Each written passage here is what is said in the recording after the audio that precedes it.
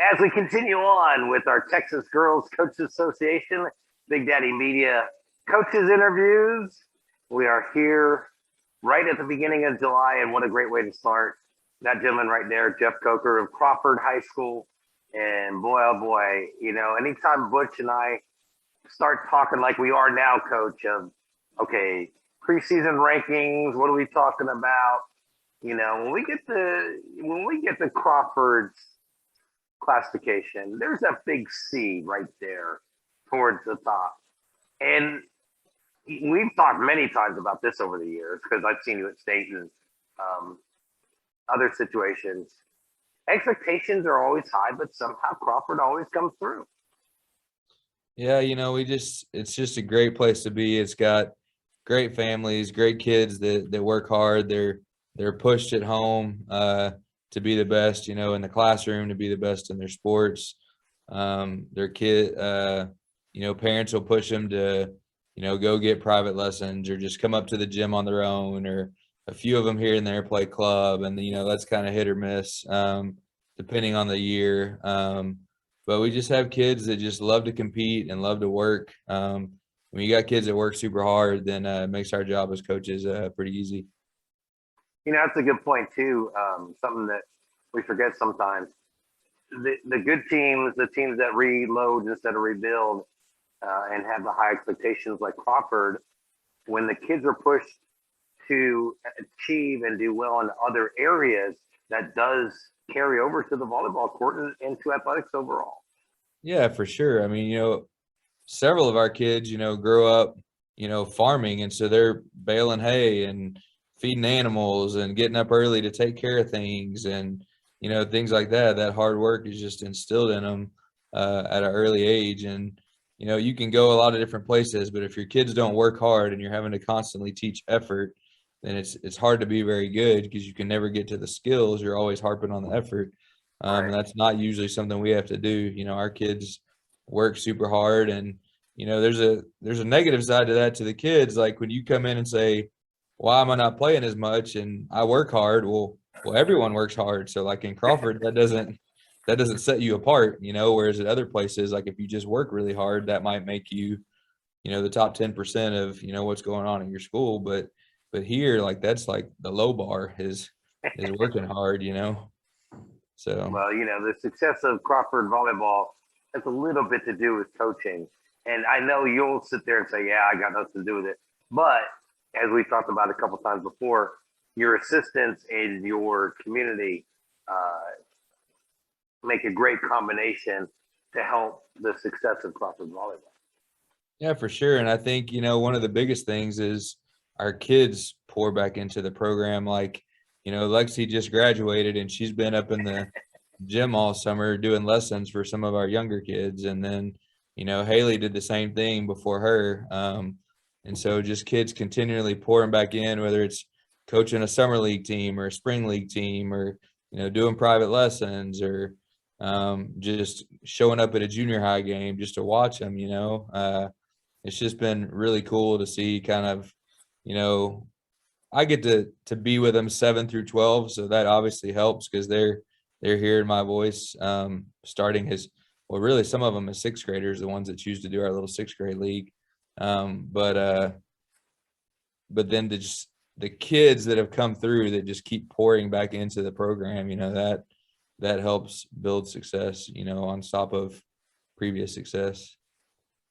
You know how much I love Lexi, and I enjoyed talking with her. And what's it like to lose Lexi and the rest of that senior class going into this year?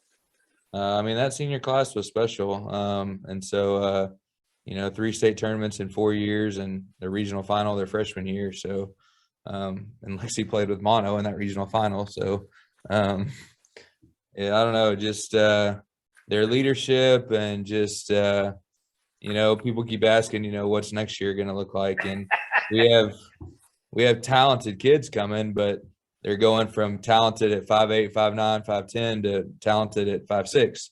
And so we're going to still be athletic. We're just going to be shorter. And so that'll make a little bit of a difference, but we're going to get in there and, try and figure it out. Back in the day, and I'm going way back until my age.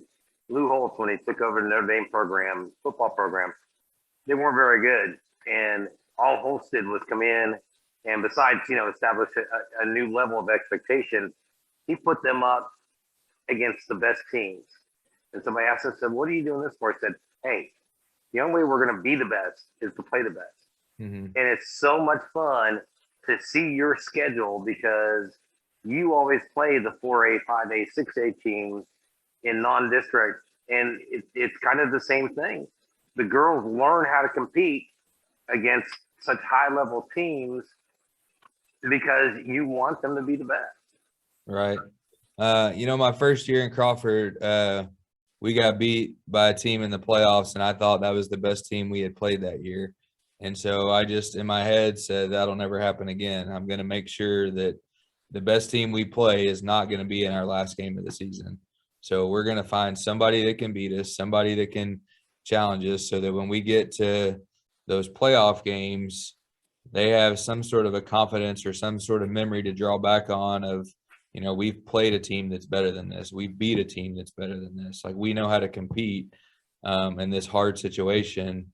And so it's just, I don't know, it's something I learned my first year as a head coach, and I've just tried to always make sure that, we're playing people that are better than us. And, some years we're big and tall and we can go play 5As and 6As. And, some years like this year we're shorter. So we're probably not going to go knock on the 5A, 6A tree very much, but we're still going to play our 3As and our 4As and try and find talented people that we can play against and, hopefully, be as successful as possible. I think it was the 2017 state championship team. We're in there afterwards for the press conference, and Butch and I are working on. I'm convincing him to write a book, and this will definitely be in there because it's something we talk about all the time. One of the beat reporters, who obviously, and it's okay, didn't know volleyball. That year, you lost to a 6A and two 5As in 3 straight matches. You played. It wasn't a tournament, I don't think, but you played 3 in a row like that. And the reporter saw that and then asked you during the conference, "Hey, coach, I saw that you lost 3 in a row. What'd you do to get out of that?" And Butch and I just looked at each other and cracked up because we looked at the team, and again, it was a 6A and two 5As. So obviously the reporter, God bless him, didn't know the level of competition that you were playing at that time. But it's always funny because you are the epitome to me of a guy. Hey, if I've got a guy, if I can have one coach to take a team that's either rebuilding or has new players, you'd be my guy because you play that schedule and you know how to work the girls into a winning situation. Yeah, and I think that's one of the things I learned probably after the first state team we had in 2013 was that we can play that schedule, but I have to know how to handle it. Like, I have to make sure that I handle it, and I can't get caught up in the winning and losing because that's not really what's important early on. You're just trying to just keep improving and get better, and as long as I can stay, as much as I want to win, as much as I always just want to win everything, as long as I can stay focused on, are we improving? Are we getting better? Are we doing the things that we're trying to do?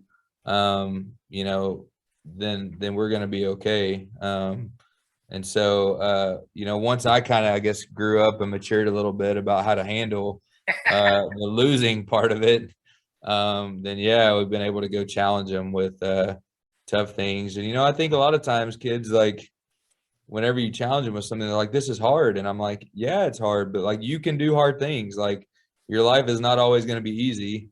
Like, when there's something challenging or something hard in front of you, like, you can do hard things. Like, you can overcome it." So whether it's a weight room thing or playing a school that's better than us or bigger than us or whatever, just trying to instill that in them that, you can always overcome something that's hard.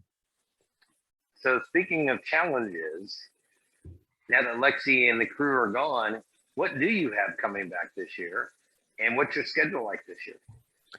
Well, like I mentioned earlier, we're not going to a 5A, 6A tournament. We're going to go to like a 3A, 4A tournament out in Beckville, not Beckville, but out at Central Heights. I think Beckville a lot of times goes to that tournament. I don't know if they are this year. And then we're playing, Leon tournament that we normally do, and then we're playing a showcase with China Spring. And then most of our preseason is a lot of, the really good, 3A, 4A programs around here with China Spring and Lorena and West and, all those type of people. And then we've got Blum on the schedule because they're going to be really talented again, 1A school. Always. Yeah. And Lauren's been chomping at the bit to beat us, and so she's thinking she's finally got some height. And we graduated all our hires that that might be their year. So I'm hoping we can hold them off, but it'll be a good competitive match either way. So, but yeah, we've got really talented kids. We've got kids that have played. So now they're gonna probably gonna take my libero, and she's gonna have to hit this year. And trying to figure out where everybody's going to go. It's kind of a year that I have more questions than I have answers. We don't really get a spring or off season because our kids, play basketball and then they run track and play softball. Right. So, we didn't really get a chance to figure any of that out in the spring. So, some of our kids are coming to summer workouts and we're trying to kind of figure stuff out that way. And then, a lot of it once August hits, we'll just start trying to piece it together. And, I've been telling people we may try something and it doesn't work, and then we got to try something else. And they're not really used to that around here because a lot of times I've kind of got it figured out, where when the season starts, everybody's kind of in a role. And then if you have an injury or something, then you adjust from there. But this year, more than any other, like, we're going to have to kind of figure it out as we go. So it'll be a fun challenge. So my question for coaches, as we've been doing this series of interviews back in 2020, and my blood curls just mentioning that season. Obviously we had no preseason. The girls had to quit playing clubs, and we got in 20, 30 matches, whatever it was, before state. The one benefit immediately that I saw was that the girls didn't have as much court time as they normally do. So they actually got to relax a little bit. Their bodies weren't so beat up. And as we got to regionals and state, I was actually kind of surprised, but happy to hear coaches say, they don't have the normal nicks, bruises, and cuts that they have. And one coach outright said, I can't believe I have my whole roster available to me, because I'm used to at least one or two injuries at this point. And so my question has been to coaches, what did we learn from the 2020 season? And what have you in particular carried over from that season that benefits you and the program and the girls? Well, I think, there's just so much, I don't know what the right word, so much information out there now about the single sport kids and the overuse injuries, the kids that just play volleyball all year long and never do anything else, and the kids that play softball or basketball all year long and never do anything else.